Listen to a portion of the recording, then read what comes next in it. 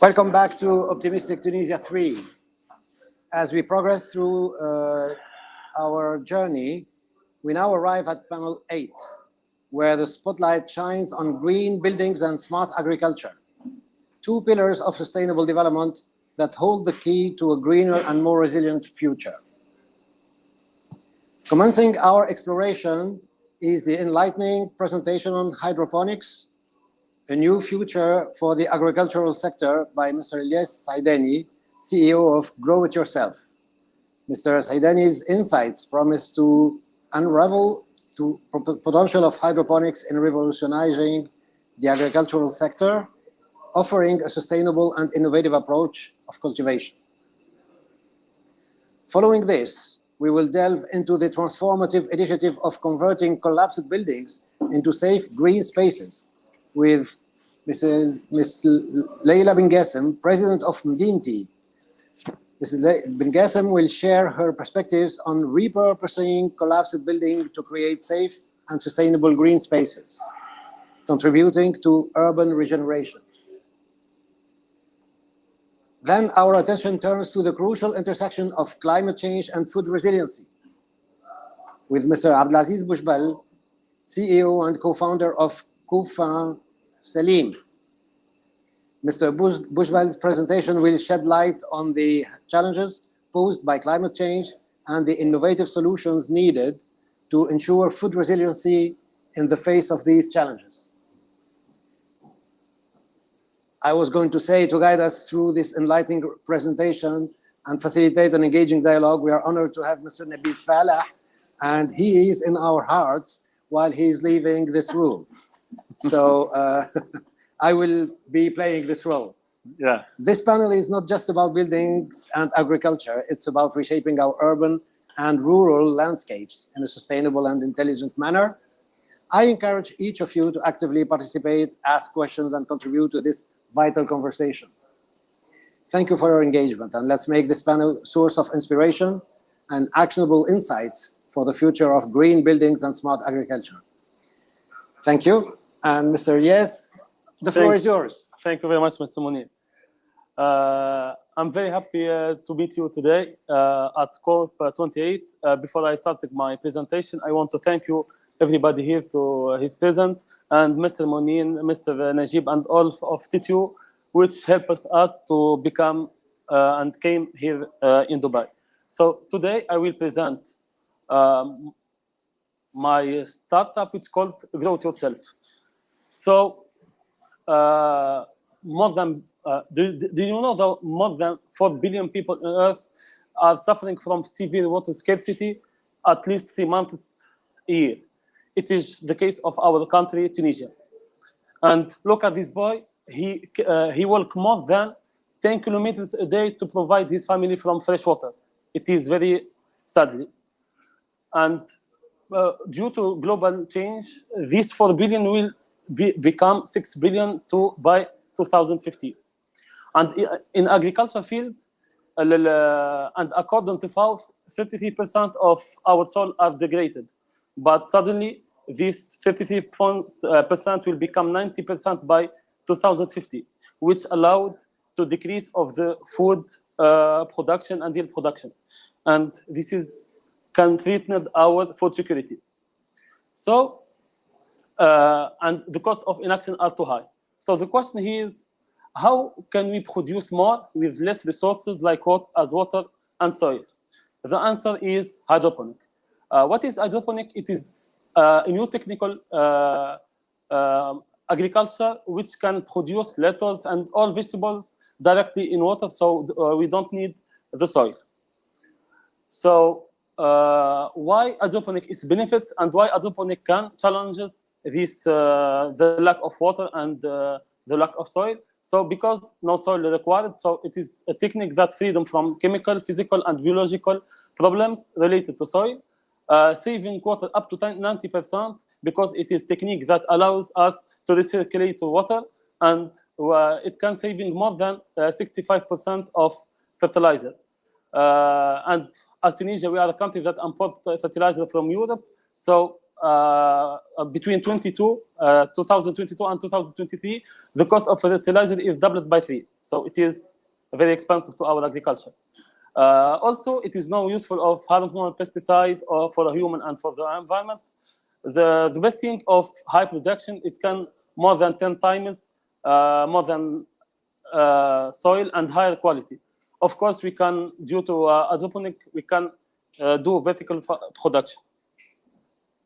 So this is coming through, and it is realistic now with our startup. It is Grow to Yourself. Grow to Yourself, it is a Tunisian startup that manufactured and started a hydroponic system, both for commercial system, for farmers which they want to produce and to have a commercial system, and for urban agriculture and for all people which they want to produce locally and to eat fresh vegetables. So now I will show you a small video for Grow to Yourself and what it do in Tunisia. And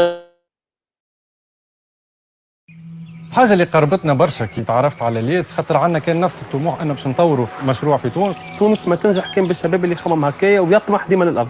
انا الياس، انا معز، واحنا جرو ات يور سيلف، ونخليو اي واحد يكون فلاح وين هو، في داره ولا في فيرمته ولا في شركته.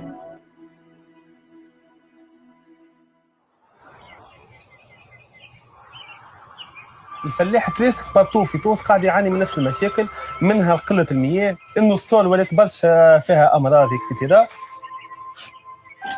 كليدي جات كيفاش انه ينجم الفلاح يكمل الاكتيفيتي نتاعو وينتج افيك لي مينيموم نتاع الماء والونغري واللي العامل اكسيتيرا. بالريشيرش نتاعي في جوجل لقيت هيدروبوني.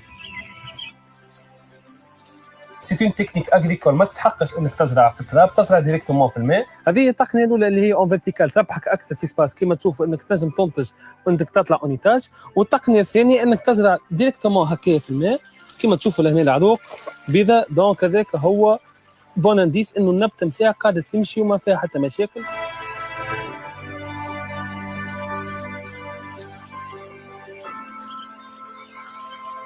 في فيفري 2019 عملنا شراكه مع وزاره الفلاحه بور لونسي ولا باش نحطوا اول منصه نتاع هيدروبوني اللي كانت في السونتر نتاع سيدي ثابت. الهدف نتاعها كان انك تعلم العباد اش معناه الهيدروبوني، يكون الفلاح الكل قاعد يمشي يجيو يشوفوا ويتعلموا فيها ويعملوا تربصات.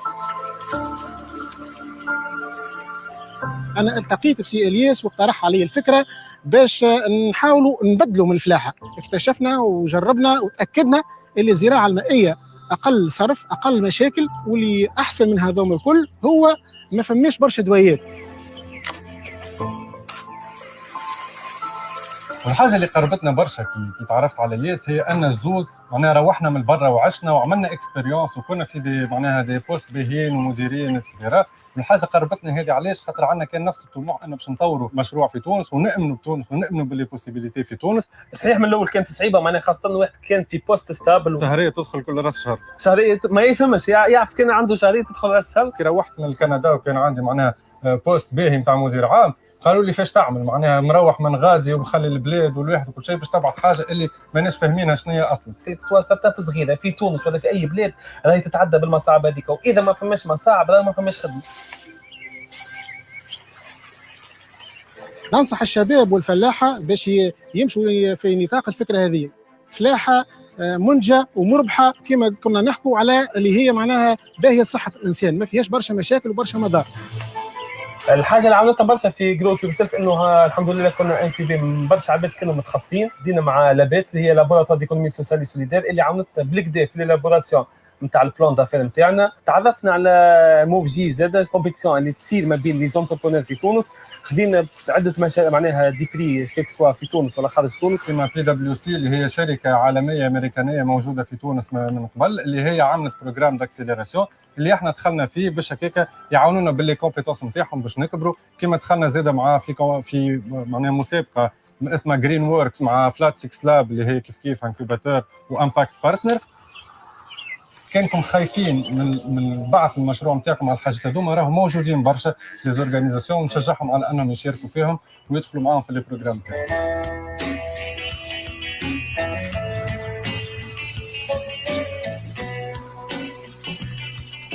اول مره شفت الهيدروبوني في انترنت، ما استغربت شنو الحكايه، ما غير ارض تزرع اوراق وتزرع حشيش. قعدت نتبع حتى شفت شركه اسمها جرو يور سيلف، كونتاكتيتهم، مشيت عملت فورماسيون في سيدي ثابت 3 ايام.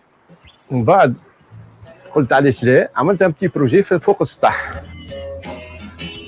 والحاجه باهيه في الحكايه هذه، انا لقيت راحه البال كاني في الطبيعه، كاني في سالي.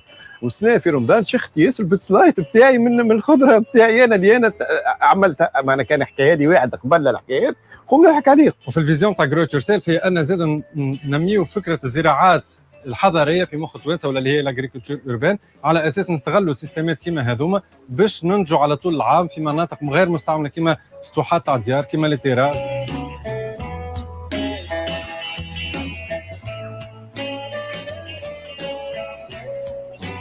في العامين هذوما ان شاء الله قاعدين نديفلوبيو في لي سيستيم هكايا، وفما ان سيستيم شي ولا ان سيستيم انتيليجون انك المشروع نتاعك تنجم حتى بالتليفون تجري كل شيء. ومن الاهداف الاخرين زاده هو انه نوفروا اليد العامله اللي هي قادره باش تتصرف في مشاريع هذيك على طريق التكوين اللي نعملوا فيه. وهذاك علاش ديجا نحن عندنا توا ان بروجي معناها مع ديلوات اللي هو اون بارتنير زاد مع وزاره الفلاحه، انه باش نكونوا مكونين باش يوليو هما قادرين انهم زاد يكونوا الفلاحه.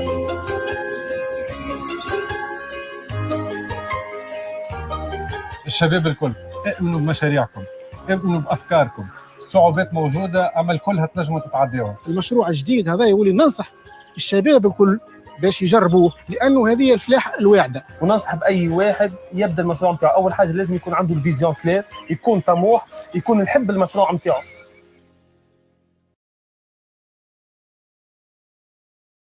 Very much. Thank you very much.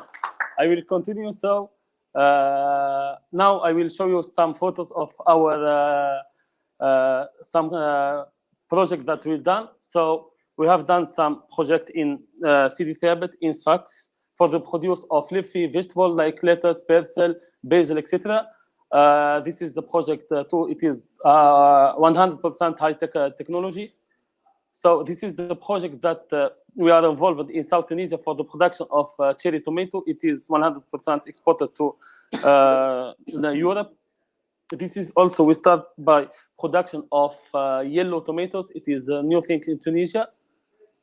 The vertical farming here at right, it is a project that we done with the company, with the Malaysian company in Malaysia, in Kuala Lumpur. It is also in a project in Sousse. In Grow to Yourself, you don't believe only for a production, commercial production or urban production. We also are working with association for disabled people like Gaia and like Basma for the social inclusion of disabled people. So we did 2 projects for helping disabled people to work, to have in the future their project, why not? And this is some photos of our achievement for the urban farming, which can reduce CO2 in air, CO2 emission in air, and less transportation cost for all vegetables. This is like some photos also for the achievement for urban farming. This is the first system that it is connected, it is smart system, and we believe that all that it is not present in Tunisia without the training. This is why we have a partnership with the Ministry of Agriculture, and we train more than 600 people for production with hydroponic, and believe all it started with training because it is a new technical in Tunisia, so all started by training. This is why our vision, it is not mentioned here, but our vision in Tunisia is to have in each governorate a hydroponic pilot system to train people, to popularize it, to training people about this technique, and why not to promote the urban farming. And we have taken a lot of awards by this technique, and thank you very much. Thank you very much. Thank you, Ilyes. I don't have a question for you now, but Okay. I will come back to the questions a bit later. Okay. Now I think it's for Mrs. Leila. Oh, Yes. yeah. We need that. Otherwise, Sorry. I forget. our audience online will not hear you. It's okay. Okay. Maybe I'll stand up. كيفاش نبقى؟ Oh, sorry.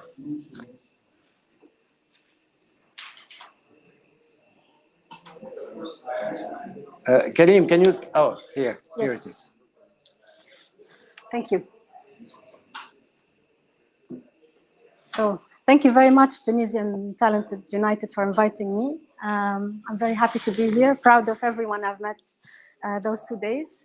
So today I'm going to start by giving you a little bit background of the Medina of Tunis, which you all know probably. It was founded in the 7th century. It has 700 monuments.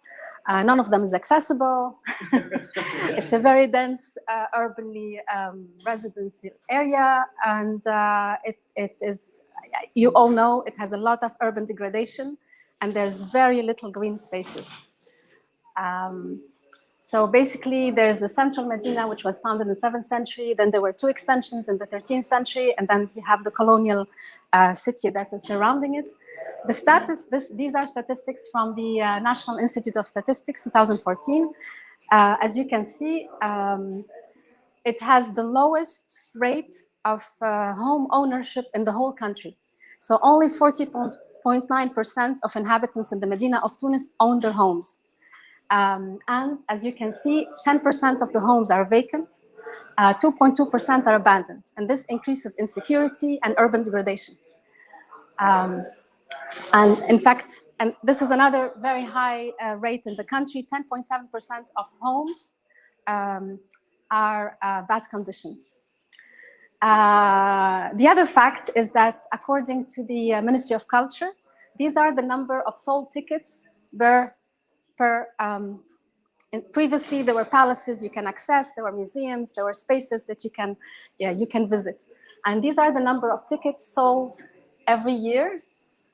And since the revolution, we have no more spaces that can be visited. Most of them are closed for in urgent need of maintenance. So this adds to the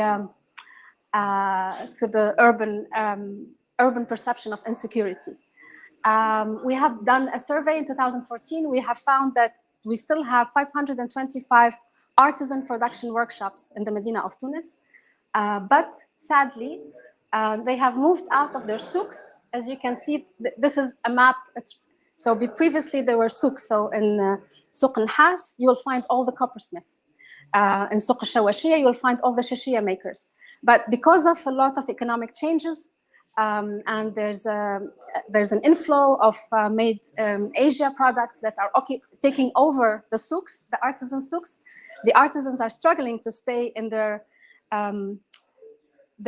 shops with important economic dynamic. So they're moving out, and in fact moving out and almost taking over some residential homes that make them work in a very unsafe spaces because of low rent, and also because of low demand. So this further adds to the urban degradation. In 2019, we've done another interesting survey, and we went around the whole Medina, and we found all the khirba, the abandoned, collapsed buildings. And sadly, in our language, we even have one word for it, khirba, because we have so many. So we have identified 127 khirbas. 2/3 of them are private. Some of them are almost unsellable, unbuyable, because you can imagine, if a building exists for more than 300 years, how many owns it? Sometimes you have 50, 100 owners, and it becomes extremely difficult to buy or sell. 1/3 of them, though, are public property. 1/3 of the khirbas are public properties. And what happens is that some of them were either families that donated their buildings to the government, some sold their buildings to the government, but some were owned by foreigners. And according to the law, they don't have inheritance rights. So it comes back to the Ministry of Government Properties. But then you cannot contract the Ministry of Government Properties. The municipality needs to take it over, or Ministry of Culture, and then you can contract and do something with it. So this adds further to the urban degradation, and we have a lot of sad buildings like this today. We have also done another survey to understand how women use the Medina of Tunis. And this we have produced a whole report called Medina. For you who are interested, you can download the report, it's online. We have mapped the Medina the way women use it, where they are afraid to go, where they're afraid to commercialize their products, where they will never go to experience cultural activities. And in fact, we have also found out that women are passers-by in the Medina, despite the fact that there are plenty of families. There's 100,000 people that live in the Medina of Tunis today, but women are passers-by in urban space. In public urban space, they use the space to go from point A to B, whereas the man perceives the public space as an extension of their home. So they use it to network, to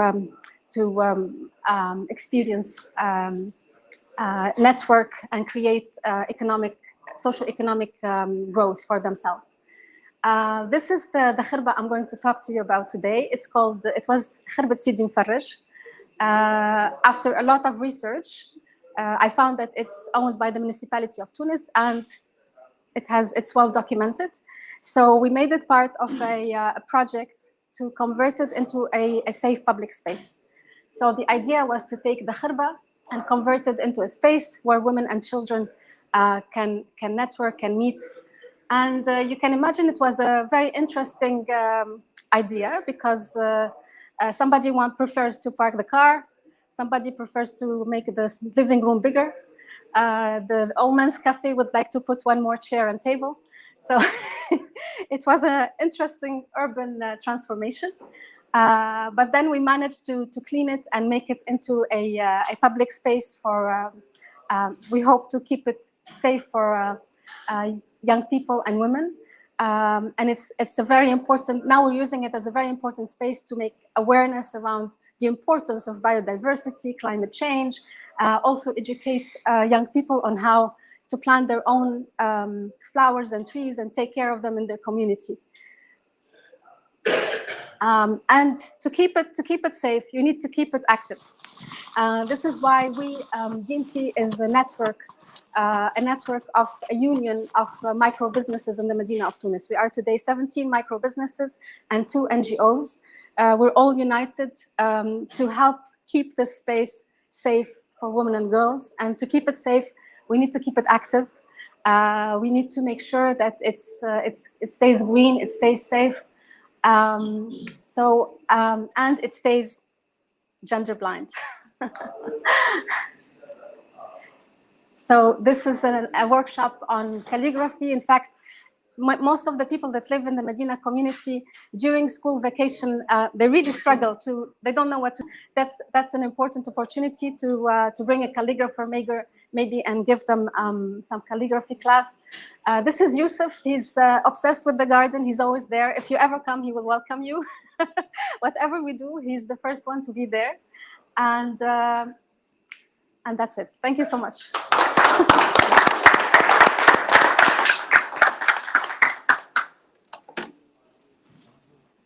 Thank you very much, dear Leila. And Abdellaziz, over to you. Oh, hey, of course. We will manage for Optimistic Tunisia 4 to have more mics.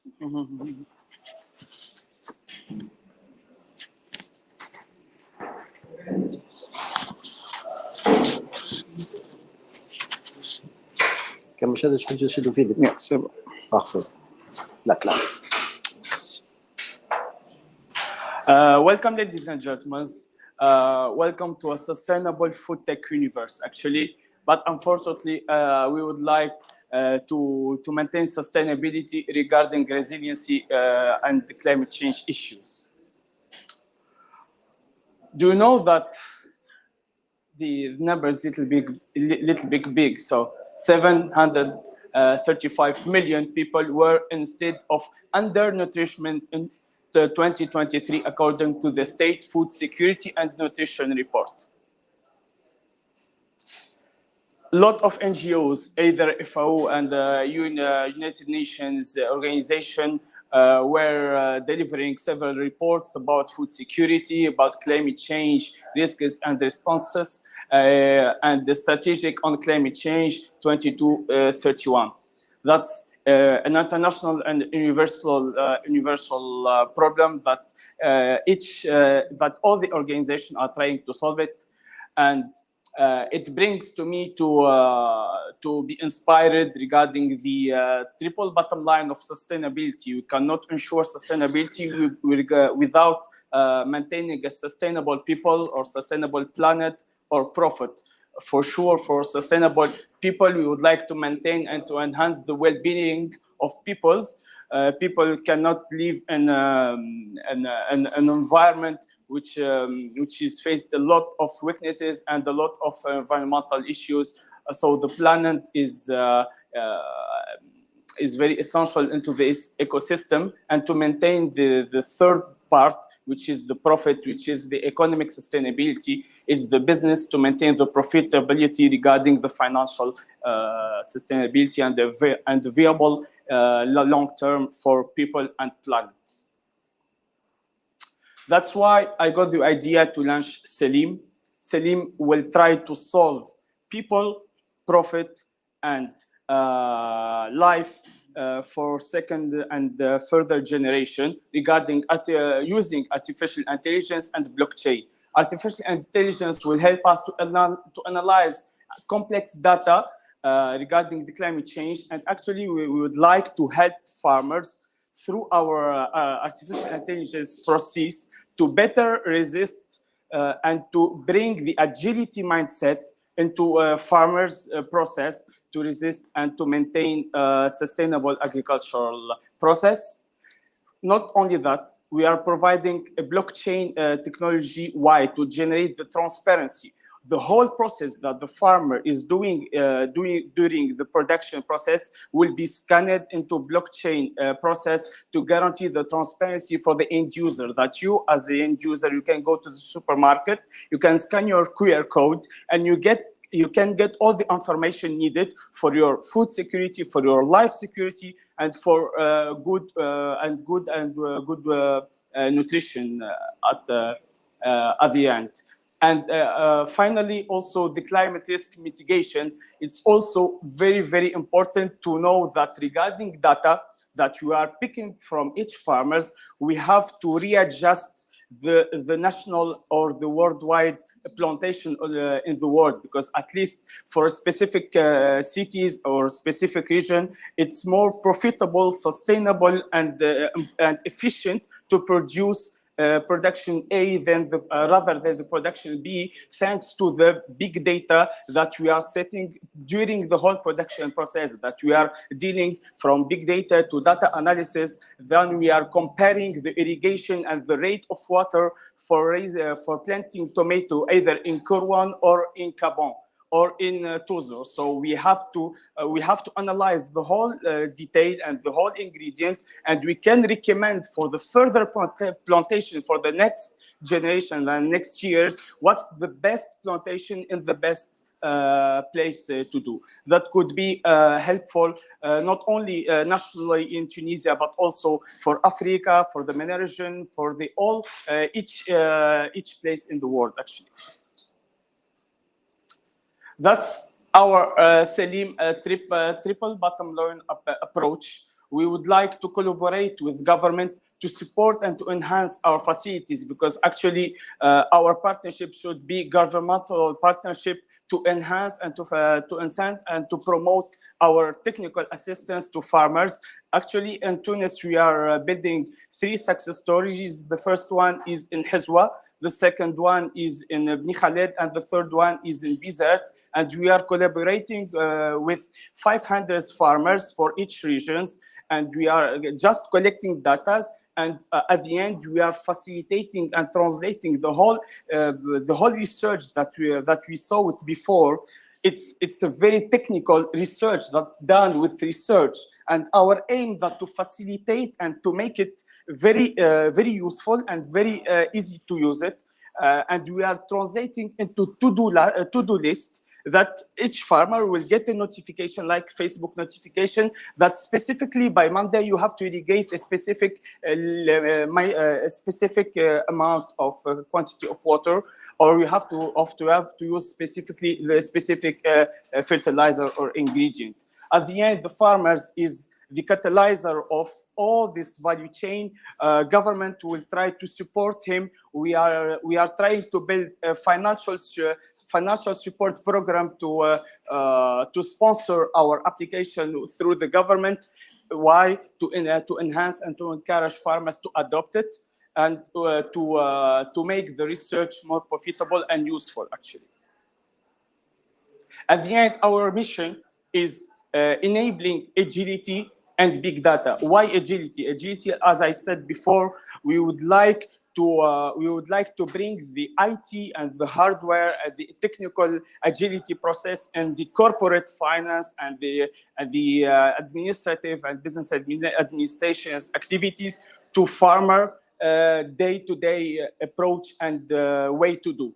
You have to be agile. Even you are a farmer, you have to get this capacity of soft skills, which is agility. You have to be agile to get exactly the right recommendation and to turn your strategy and to turn your approach to do the right tasks regarding the right issues that was done. Yesterday it was very, very sunny day. You don't have to irrigate. Maybe if you will irrigate, it will not be the efficient way to do it. Research and scientists got an idea to do other tasks. We provide for you the right task to do to ensure profitability and sustainability. Actually, we have to bring the agility that you don't have to react spontaneously. There is sun, I have to irrigate. It's not true. And big data, again, big data. We are collecting data, sustainable data. Actually, why? To predict for the other next year the best optimal way to plant. Our story, it's my story actually, that my first generation were traditional farmers. It's my grandfather. My father is contributed with his generation to the mechanical innovation and process to export fruits and vegetables, and I consider that I belong to the third generation, which should digitalize and innovate the value chain, because actually that's the main important story that we would like to present, that we are a continuous and very sustainable generation, which is trying to maintain sustainable food for the planet. Thank you very much. Thank you very much. Thank you, Abdellaziz. Thank you, sir. So let's start with a few questions. I would start with Ilyes. I like this idea of making hydroponics accessible to people. I mean, making hydroponics on the roof or in the garden. Can you tell us, give us an idea of what is the cost of having a small production, hydroponic production? Okay, it is very good question. So, for example, for a family with 4 people, you need about $3,000 to have a system. It is 10,000 dinars. So you have a system for both production of all vegetables like fruit, pepper, tomato, lettuce, and we talk about ROI about 2 years for urban farming. And for larger, let's say, productions? Yeah, for larger, 1 hectare or more? For larger production, we talk about big investment. It is started by, for medium commercial system, it started by $30,000 to $40,000, but for the big production, we talk about $1 million per investment per hectare. It is, at the start, it is costly when we compare about with traditional agriculture, but when we talk about ROI, it is very fast. We talk about 3 years maximum to return your investment money. The business case is highly interesting. I mean, why is not everybody using hydroponics? For example, I take the case in Tunisia because simply we start in 2019 by hydroponic, and when I came back to Tunisia, I thought that Tunisian doesn't know hydroponic, but I was wrong.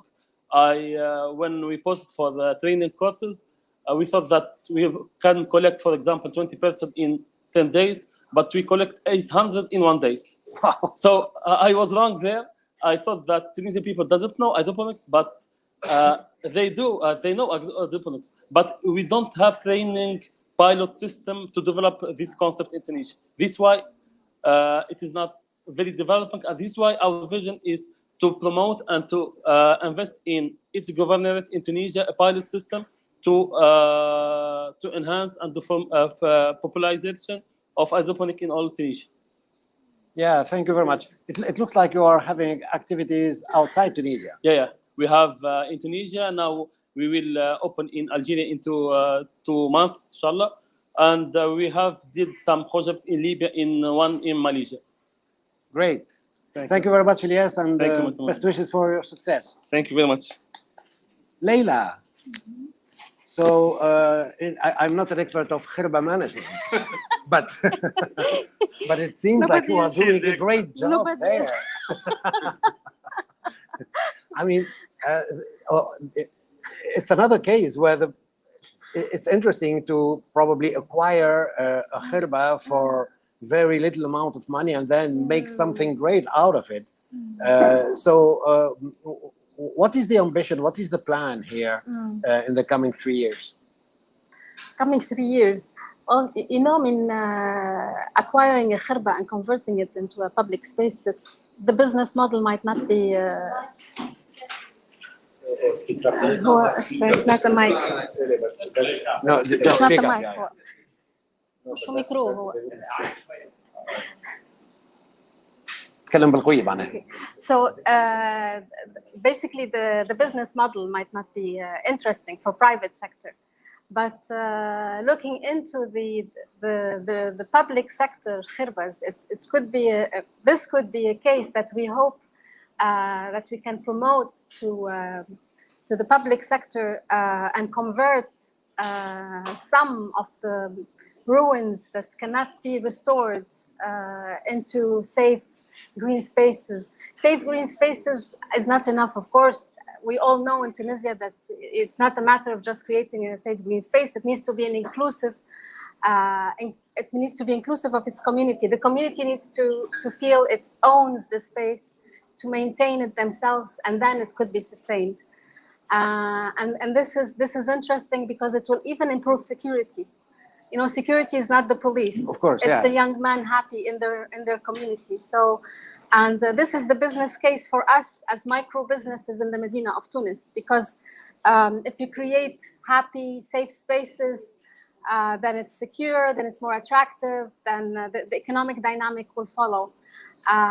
So, for the future, we're thinking of we hope to make more green spaces in abandoned areas and make it inclusive of every community, so they take care of it, and maybe create some composting stations, some hydroponics maybe for some urban farming. So the possibilities are, again, it needs to be inclusive. So ideas come from the community. In this community in Hafsia, which I demonstrated, mainly the families were concerned about what their children will do outside school hours.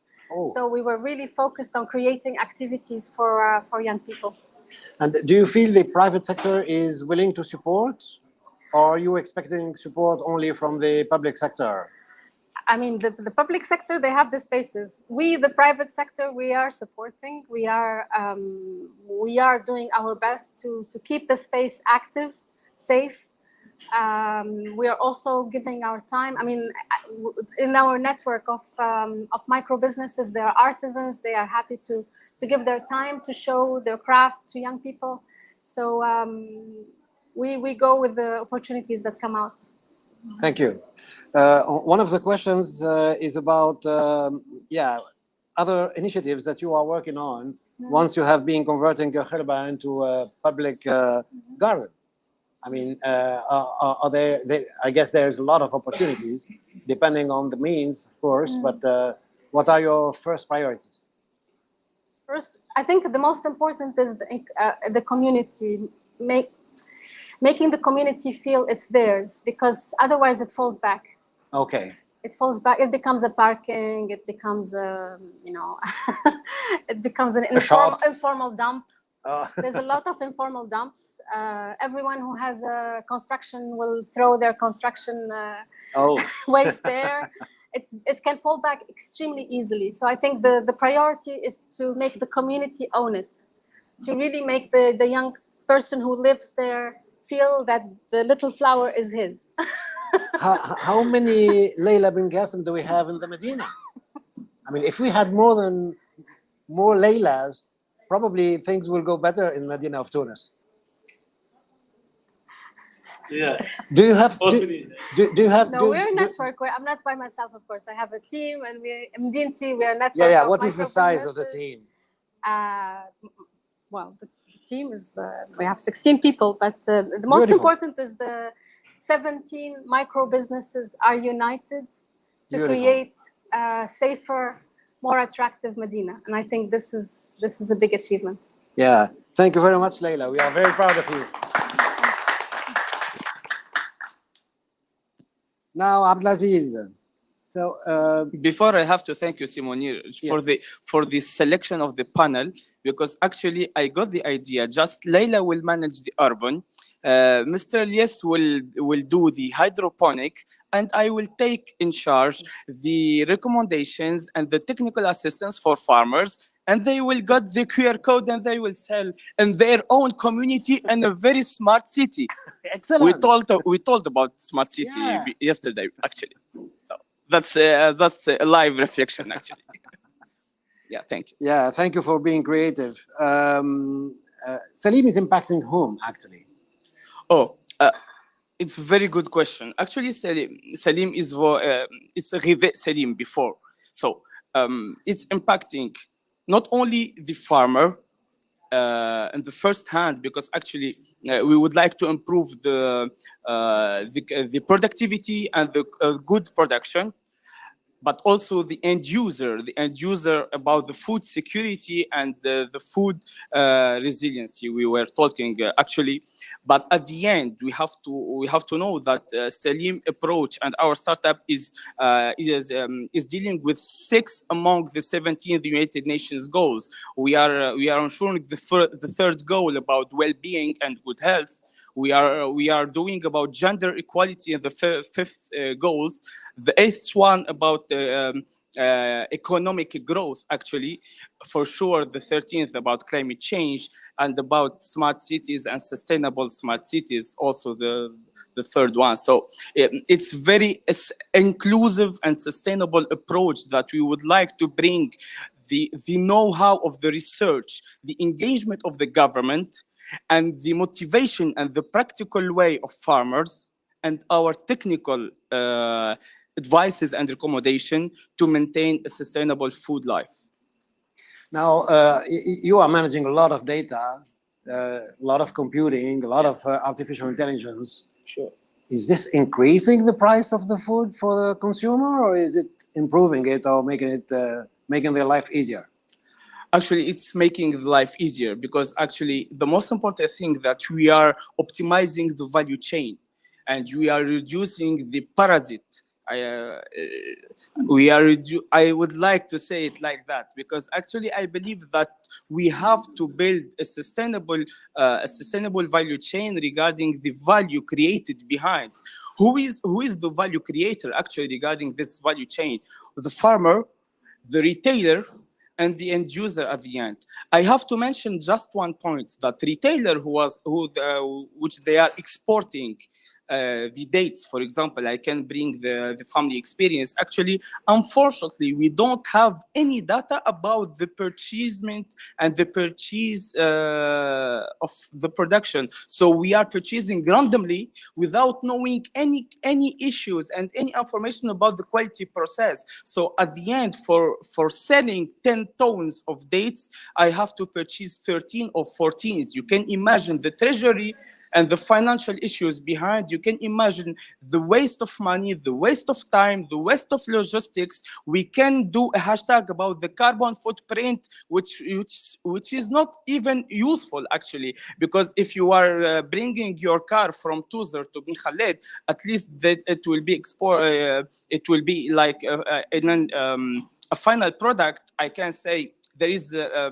growth behind, but there is 40% among 30 or 40% of waste during the whole cycle of life, economically, financially, environmentally, and what can I say it more? So I have so mainly for the end, I can say that even our solution, even the retailer could be our client, and they can promote our solution to their communities.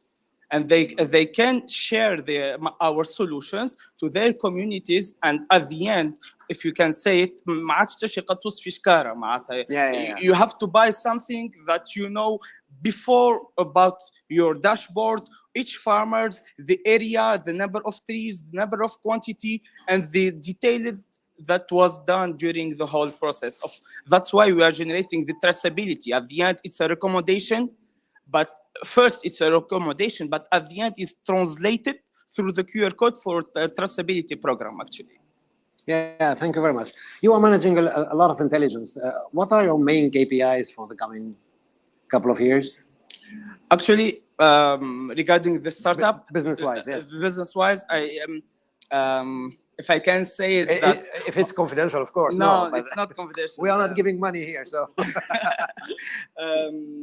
Yeah, I can say that we were exhibitor in GITEX Dubai, and we got a lot of interest from the UAE and KSA government and investors, and that's why we are switching the brand from Koofin, which is more a French Tunisian one, and cheap and about the cost. Like, il y avait un petit jeu de mots. C'est un Koofin pour la mutualisation de la chaîne de valeur, mais but for the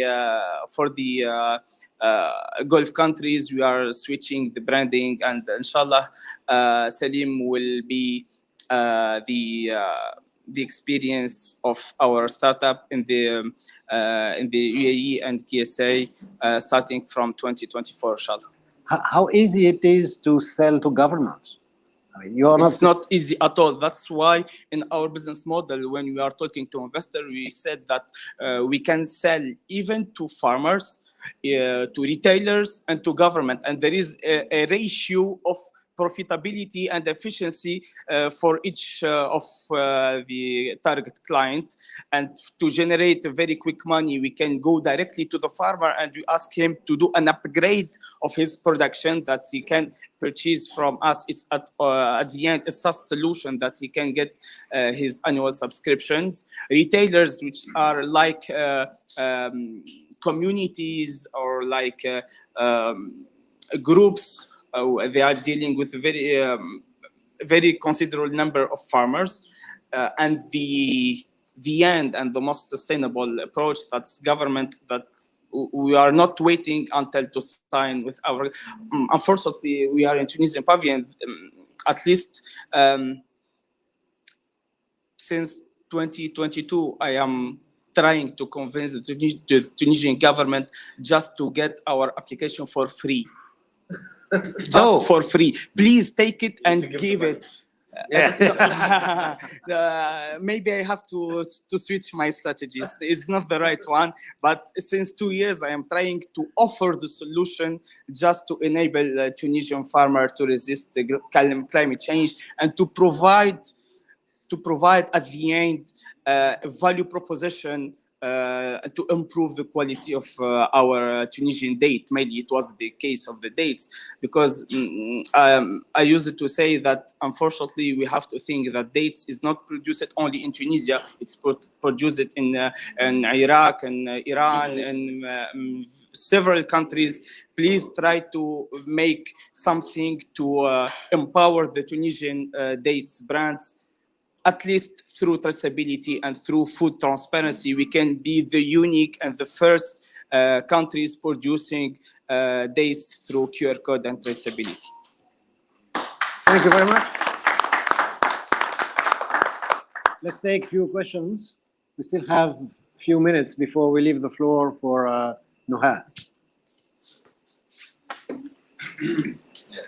So I have a couple questions, actually, if it's okay. So Leila, to start with, I'm a big fan of your work, you know that, I think.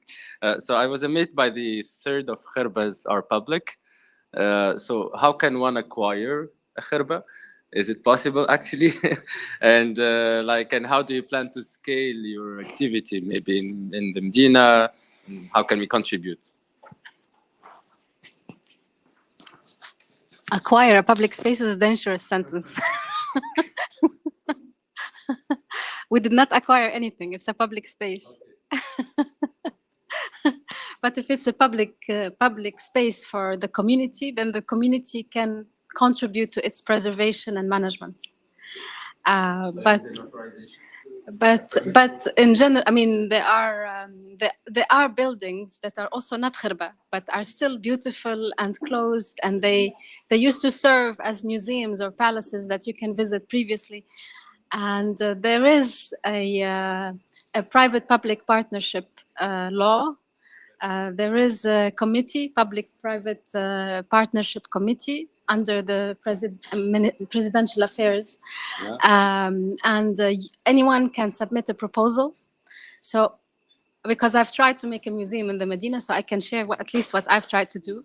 So from my understanding is that you can submit a proposal and say, for example, Dar bin Abdallah is owned by the Ministry of Culture. I want to convert it into a museum through a private-public partnership. So you submit a request, and then the request has to go to the Committee of Private-Public Partnership, and then they take your project and they release a tender with the same idea.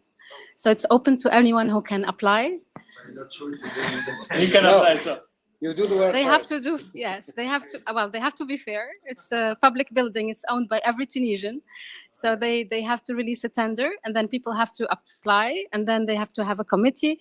So what I said in 2 minutes, it can be 10 years. Any other question? I have another question for Aziz, but there's another one there. Yes. Maybe she can. Okay, thank you. Thank you so much.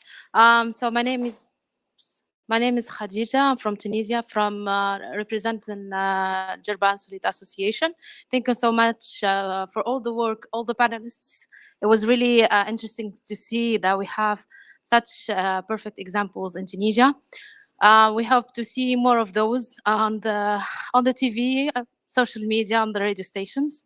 Honestly, so my question. NGO, and you will have them all. Yeah, why not? So my question is for Madame Leila. So it was really interesting to see all the assessments and all the surveys that you have conducted in Al Medina regarding the like the kharba and the other buildings. So my question is, how did you do that exactly? I mean, was it like with only like the staff? Did you hire people to do it? And my other question is, where can we find this data?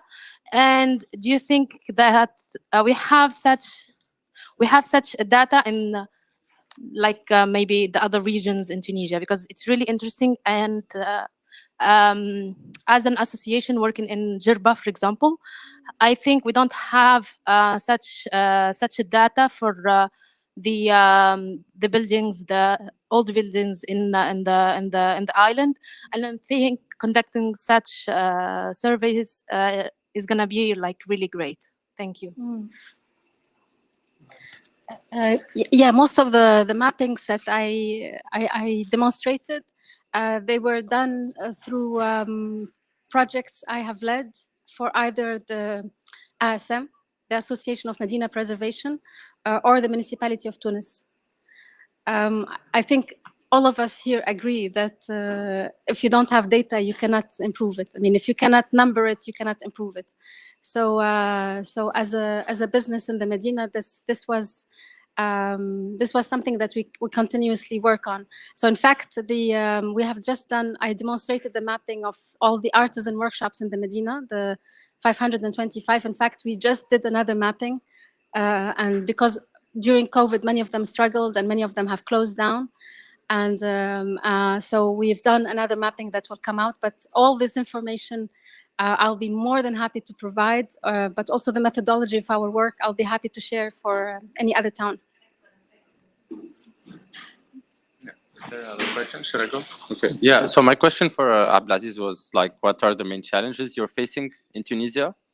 The main challenge, and you talk about cutting the intermediaries with your solution. Like, do you face any obstacles from the government in regards to that? It's I know very that the government is part of the okay. biggest. Sorry, we are in live. I know. Okay. Maybe Okay. So I have 3 anecdotes with the government, honestly, but I will try to say it into a positive way to develop ourselves. Unfortunately, I have the Tunisian label of startup from the Ministry of Telecommunications. However, I am not allowed to deliver Mr. Hazem or Mrs. Leila to a home delivery, because there is a law from the Ministry of Commerce that doesn't allow me to bring fruits from farmers to end user. I have to follow the traditional circle flow that I have to go to Bir Qas'a, then Bir Qas'a I have to pick out a ticket. From the ticket, that's how I get the proof that I have the circular permission in the road. Okay. But sorry, there's a lot of farmers in Tunisia on the road selling. They are luckier than me because I have a patent. They don't have a patent. If they would like to look for me, they can just come to our office. So that's a second way. Is it the same if it's hydroponic? Like it's a farmer as well? You're talking as a farmer? But if I have to continue just the second anecdote, it's about fiscality. Actually, my patent is information technology patent that I got it from the API. However, I was asking a patent for agriculture from APIA. APIA, she said that you are not doing agricultural activities. However, into a fiscal way, as an IT company in Tunis, I am obliged to pay 19% of TVA. However, sorry, VAT, the VAT, yeah. However, as an agricultural patent, I am not obliged to pay it. So at the end, I am not even more competitive with the guy who sells in this. Exactly. So that's the whole Tunisian ecosystem.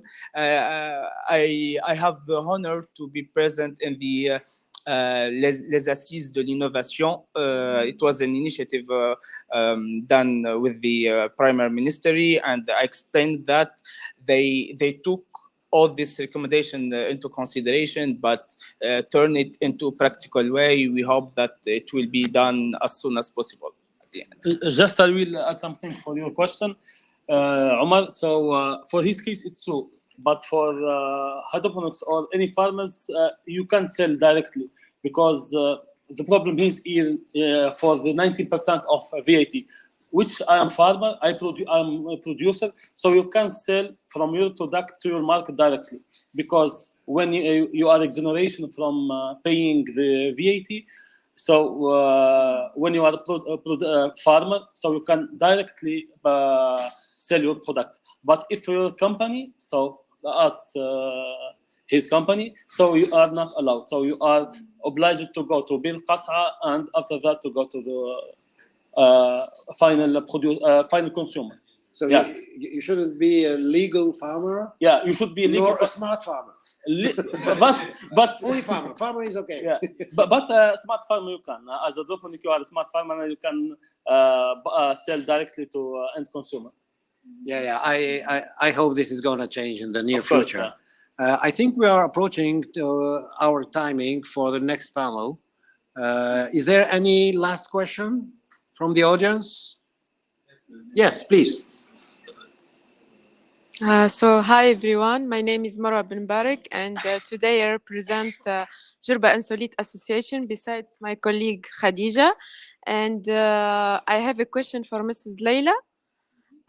You mentioned that you collaborated with the municipality to do such work and to transform maybe we can say the dead building to a green space where you can organize workshops with children. How you can convince the municipality to collaborate with you? Because for us as an association, we suffer from a lot to collaborate with the local authorities. So when we express our determination to do any activity or in framework of our projects, we wait for days and months to get approval. So give me the secret, please. This year, there is a big building in Homt Souk, the cinema building, left from maybe more than 15 years, I think. And we request the building to paint a mural painting with the Skander Tej, a famous artist. He worked on environmental themes and climate change issues. And he collaborates with many organizations in Indraham, Kairouan, and the west regions of Tunisia. So we request the building, we get approval, and then when I started the work with the team, the police arrested us, and they asked us to not do the work.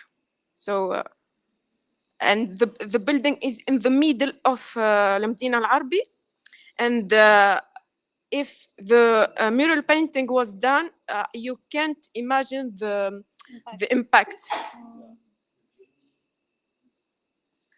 There's no magical answer. I mean, the recipe we all know. You need to be very patient. You need to make a lot of friends. You need to persist. Make friends everywhere, not just the municipality. Okay, thank you very much. We are going to free the space for Dr. Nuha, because I think she's going to manage the space differently for her panel. And then we will come back for the conclusions. Okay? So let's have a short break. Thank you very much.